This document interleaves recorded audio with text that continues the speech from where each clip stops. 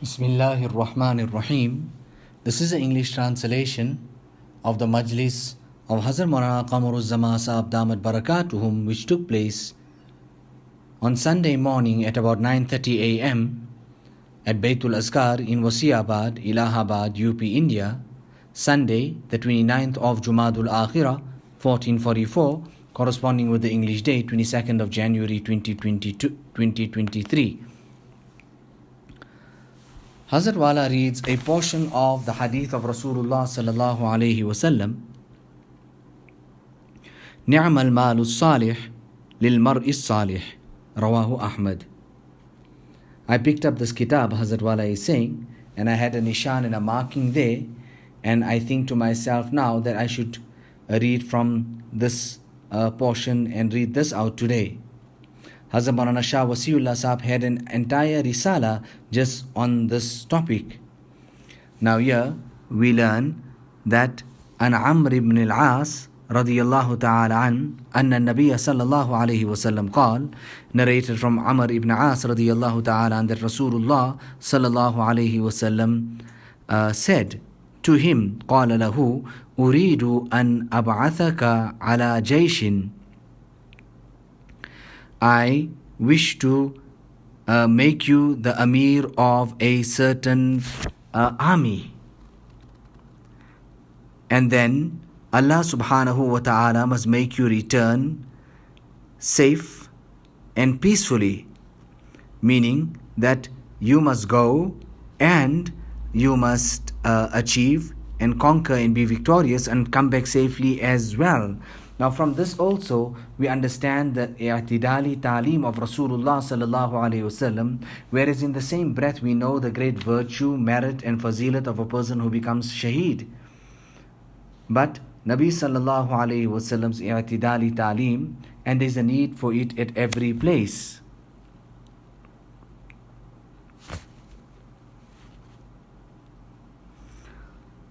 So you must return safely. You must get the booty of war,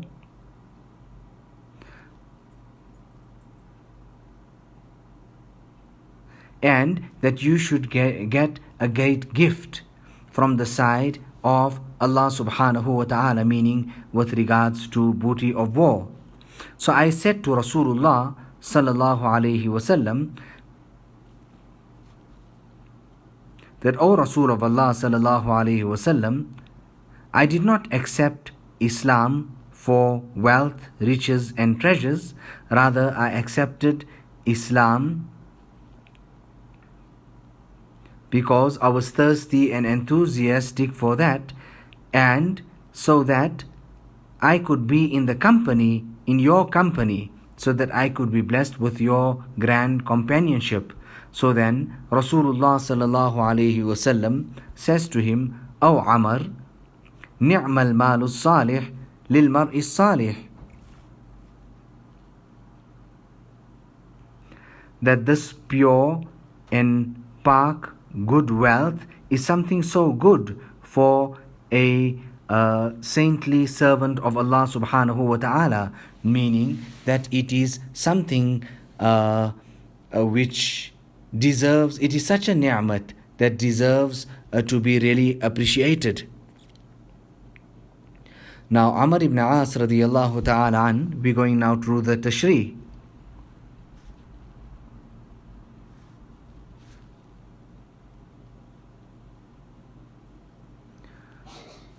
That wealth, if it is achieved in a halal and in a jaiz manner, then it becomes such a great bounty which deserves to be appreciated. Qabil qadr ni'mat, or iska khas fazal hai, it is something very, very virtuous.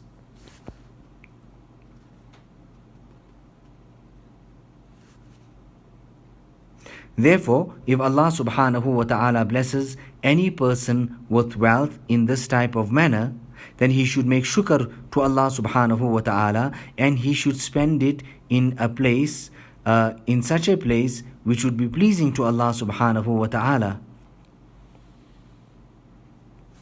From amongst the Anbiya alayhimus salatu wassalam, you had Hazrat Dawood alayhi salam, Hazrat Sulaiman alayhi salatu wassalam, Hazrat Ayyub alayhi salatu wassalam, Hazrat Yusuf alayhi salatu wassalam, that Allah subhanahu wa ta'ala, meaning had blessed so much regarding wealth, treasures and riches.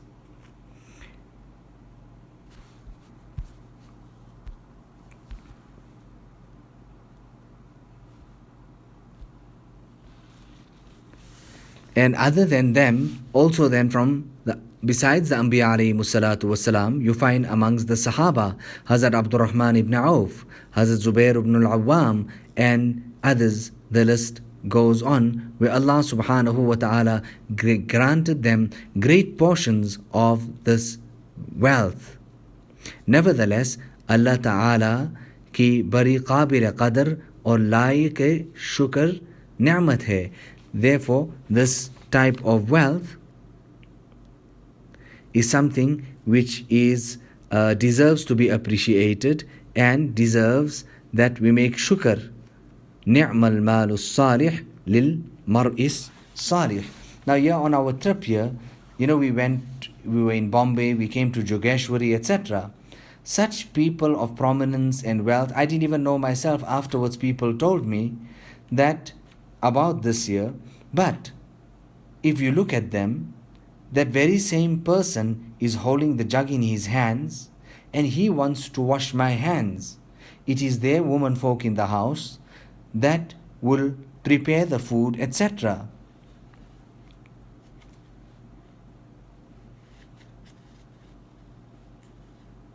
Hazrat Maulana Shah Wasiullah Sahib used to say that ulama don't speak about wealth, because then the common masses would think or would come to some type of conclusion that they are trying to say something else and they are in need of wealth.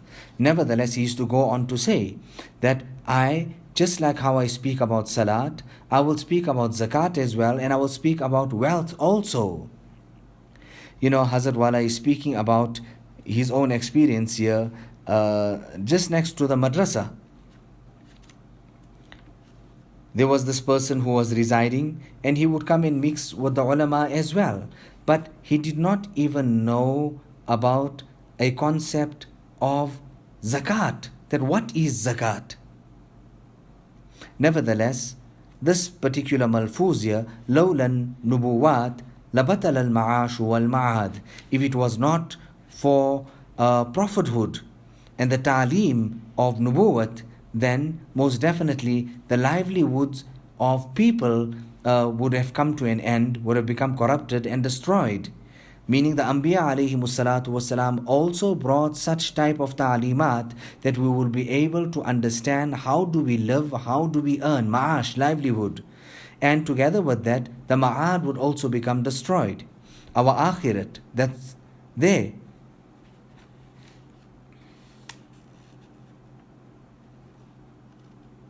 So Nabuwat came about and taught us about wealth and how to do this and how to do that. Hazrat Wala quotes an incident about a person who came to Hazrat Tanvi and then he asked for some money. Hazrat Tanvi gave him some 10 rupees. Thereafter that he went on speaking and he says, Allah forbid, that I'm not in need of Jannat and I don't need Jannat and this and that. Hazrat Tanvi thereafter rebuked him, reprimanded him, that you undeserving individual, give my money back. He actually took that money back and he chased that person, meaning that you say that you are not in need of Jannat. You're not in need of Jannat, you're so independent, but you are here begging for 10 rupees.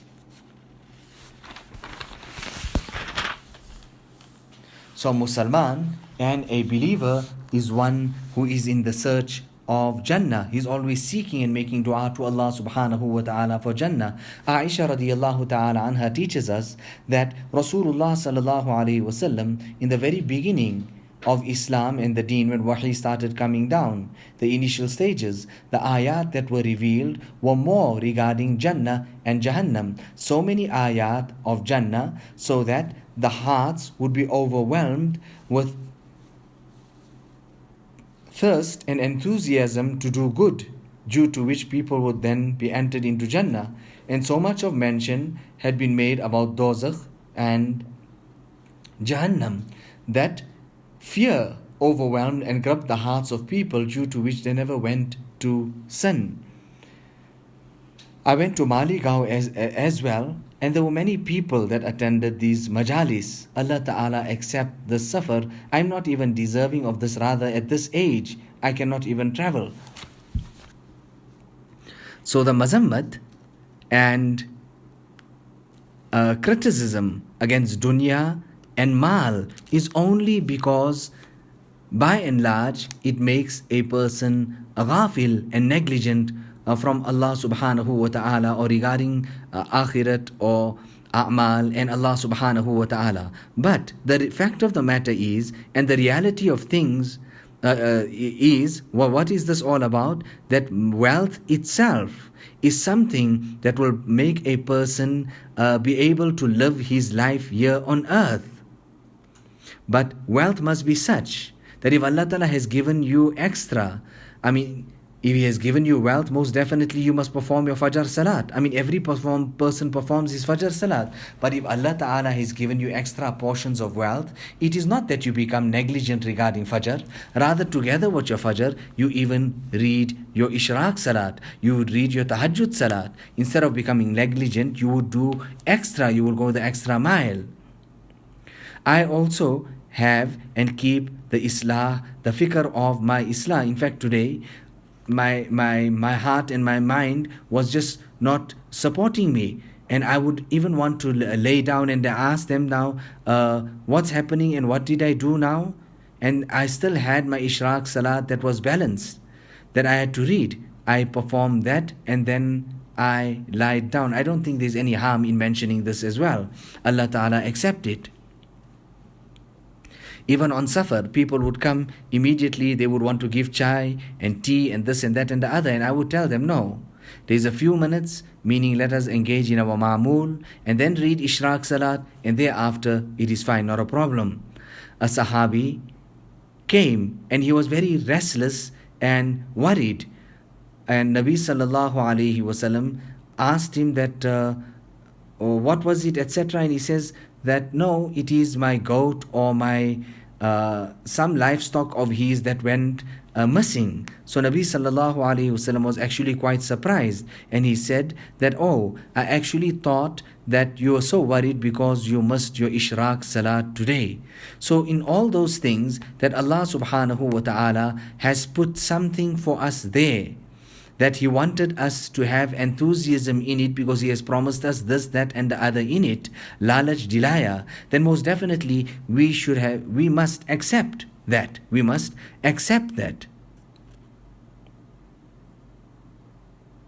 Allah Ta'ala had so much of mercy on us that just like how Allah Ta'ala has revealed Surah Baqarah, Allah Ta'ala has also revealed shortest surahs of the Quran Majid, which would make it easy for us or for recitation in our salat, etc.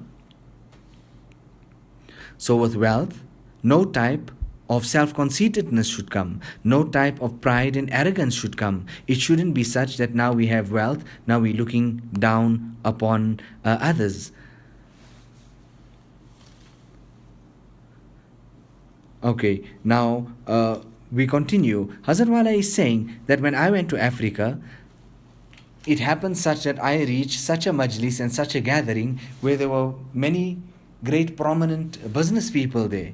But such people of such type of caliber such people that never would just like that meet with ulama, and neither would ulama come and meet with them. I reached there at that time. They were all sitting in front of me. That was arranged, etc. And then that question came there that now who will start off this majlis with a recitation of Quran? And then from amongst them, there was a Hafidul Quran who was blind. And then he was seated. And that gave me the idea of what should I speak. And then I said and started relating to them that all of you people were here. But the virtue and the privilege went to who? It went to that person from amongst you people, yourselves, from your own people, to that person who had the fazilat and the privilege of Al-Quran. He had the honor of sitting on that chair. Let's go on and discuss another hadith. And Jabir radiyallahu ta'ala an, قال قال رسول الله صلى الله عليه وسلم لا يدخل الجنة لحم نبت من السحت وكل لحم نبت من السحت كانت النار أولى به. Rasulullah sallallahu alayhi wasallam has mentioned, Jabir radiyallahu ta'ala an relates that flesh of a person's body that is nourished by means of haram wealth, then the fire of Jahannam is more deserving for that type of flesh. Now, we seek refuge in Allah subhanahu wa ta'ala. In this particular hadith, there is a grave and a stern warning. The alfaz hadith, the outward meaning of it is just this, that dunya mein jo shakhs haram kamai ki ghiza se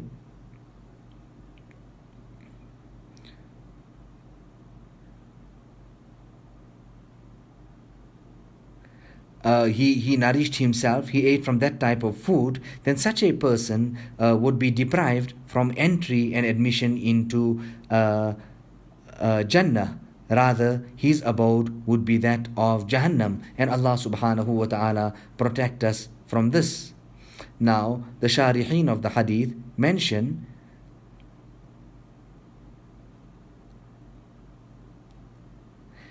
by means or in the light of other riwayat, other ahadith and Quranic ayat as well, text, that the matlab of all of this is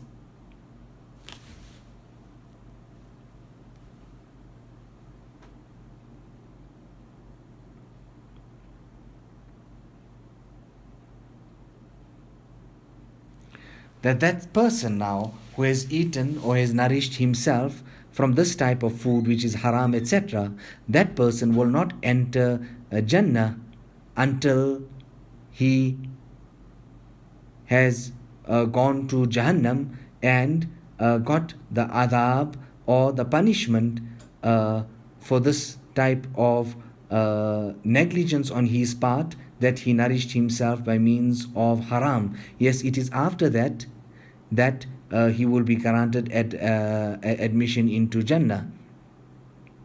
However, before passing away, or if he sincerely makes tawbah and turns to Allah subhanahu wa ta'ala, then it is greatly possible that Allah subhanahu wa ta'ala would most definitely forgive him. Or some person had made dua maghfirat for him, due to which Allah subhanahu wa ta'ala then forgives him. Then the author or the sharih here explaining ends off by saying Rabbi ighfir warham wa anta khairur rahimin. Hazrat Wala says that I also read this, we should read this, Rabbi ighfir warham wa anta khairur rahimin.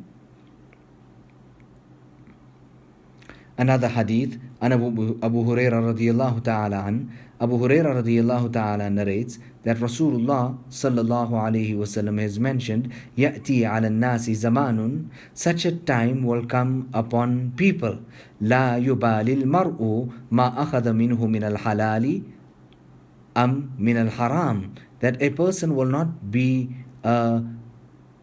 bothered what he takes, whether it is halal or whether it is haram.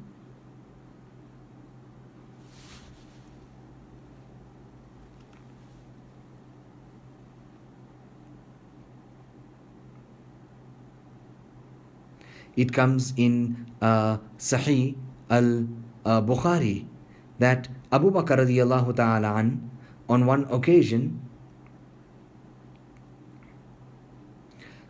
his slave had presented some type of food in front of him, and Abu Bakr radiyallahu ta'ala an then ate this.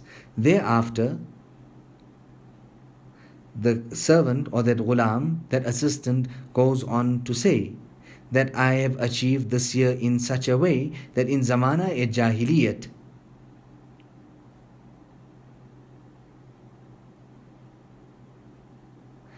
I told and I prophesied, or I done some type of fortune telling to some person, and I deceived him. I told him that, etc., etc. And I met him today, and he gave me the reward of that which now I presented to you, and you have eaten. Hazrat Abu Bakr radiallahu ta'ala, when he came to know about this, he stuffed his fingers into his mouth and he emptied out his belly and his stomach of all that contents, and he vomited it out. A similar type of incident is narrated regarding Umar radiallahu ta'ala an, that milk was presented to him. He accepted it and he drank it. Thereafter he asked the person, where did you get this milk from? So he says that I got it from the certain place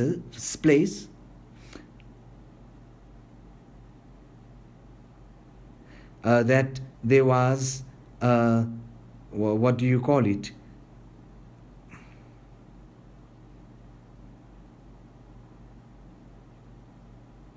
Where the animals of zakat etc. were kept. I actually got it from there. So meaning it was now doubtful, and Umar radiallahu ta'ala an also then stuffs his fingers into his mouth and vomits that, empties out his belly from all of that. There were so many of the Buzurgan-e-Deen also. For this reason, they would not attend functions etc., because they wanted it all to be completely pure, and this was their ihtiyat and precaution that they had exercised. Allah subhanahu wa ta'ala bless us with afiyat. Allah subhanahu wa ta'ala bless us and give us the tawfiq and the hidayat of eating halal. Such halal that would be a means of encouraging us and giving a means of inspiration for us to have fikr and dhikr. Rather, let us go towards all those type of a'mal etc. ربنا تقبل منا إنك أنت السميع العليم وتب علينا إنك أنت التواب الرحيم بحرمة سيد النبي الكريم صلى الله عليه وسلم.